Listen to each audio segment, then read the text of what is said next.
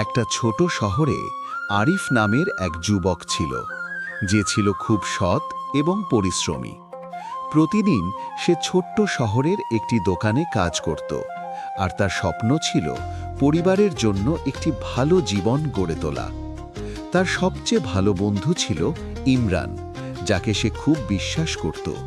কিন্তু একদিন ইমরান তার বিশ্বাস ভঙ্গ করে। ইমরান তার চাকরি ছাড়া টাকা চাইতে গিয়ে আরিফের ছোট ব্যবসা লুটে নেয়। আরিফের স্বপ্ন ভেঙে যায়, কিন্তু সে হাল ছাড়ে না। সে শহরে যায়, কঠিন পরিশ্রম করে, আর একদিন সে নিজের পরিশ্রমে একটা ছোট ব্যবসা আবার গড়ে তোলে।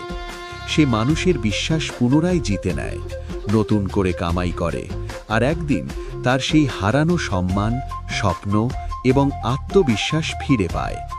গল্পের শেষে আরিফ তার বাবা মার মুখে হাসি ফোটায়, আর পুরো শহর তাদের সাফল্য উদযাপন করে। ভিডিওটা ভালো লাগলে লাইক, কমেন্ট, শেয়ার করুন আর চ্যানেলটা সাবস্ক্রাইব করুন।